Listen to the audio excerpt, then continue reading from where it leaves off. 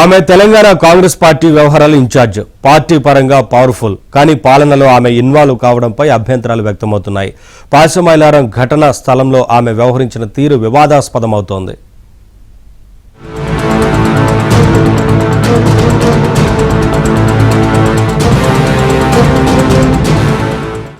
పాశమైలారంలోని సిగాచి సంస్థ ప్రమాద ఘటన ప్రాంతానికి వెళ్లారు కాంగ్రెస్ వ్యవహారాల ఇన్ఛార్జి మీనాక్షి నటరాజన్. ఆమె వెళ్లటం వరకు ఓకే, క్షతగాత్రులను పరామర్శించడం కూడా ఓకే, ఘటన ఎలా జరిగిందని ఆరా తీయటంపై కూడా నో అబ్జెక్షన్. కానీ ఘటనా స్థలంలో మీనాక్షికి మంత్రి దామోదర రాజనరసింహ బ్రీఫ్ చేయడంపై విమర్శలొస్తున్నాయి.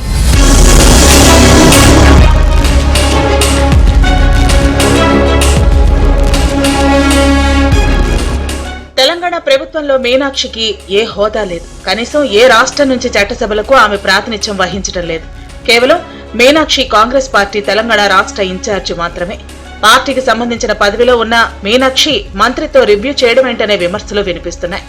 తెలంగాణ కాంగ్రెస్ ఇన్ఛార్జిగా పార్టీ ఆఫీసులో ఆమె ఎలాంటి రివ్యూలు అయినా చేయొచ్చు. ముఖ్యమంత్రి, మంత్రులు సహా సొంత పార్టీ ఎంపీలు, ఎమ్మెల్యేలు, ఎమ్మెల్సీలను ఏమైనా అడగొచ్చు. ఘటన ఎలా జరిగిందో రివ్యూ చేయొచ్చు. కానీ ఎలాంటి ప్రభుత్వ హోదా లేకున్నా పబ్లిక్ ప్లేస్ లో మీనాక్షికి మంత్రి దామోదర రాజనరసింహ బ్రీఫ్ చేయడంపై అభ్యంతరాలు వ్యక్తమవుతున్నాయి.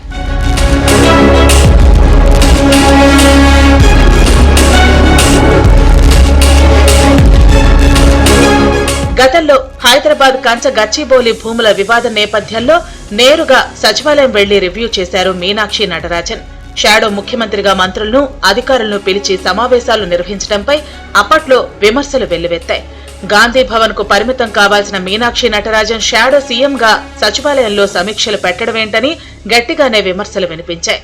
ఢిల్లీ నుంచి రైల్లో రావాలని తెలిసిన ఆమెకు సచివాలయంలో మంత్రులు, అధికారులతో పార్టీ ఇన్ఛార్జి హోదాలో సమీక్షలు నిర్వహించడం రాజ్యాంగ విరుద్ధమని తెలీదా అని మీనాక్షిని గట్టిగానే నిలదీశాయి విపక్షాలు. పార్టీ ఇన్ఛార్జి హోదాలో పాశమైలారం వచ్చిన మీనాక్షికి మంత్రి దామోదర బ్రీఫ్ చేయడం ఏంటనే దానిపై అభ్యంతరాలు వ్యక్తమవుతున్నాయి.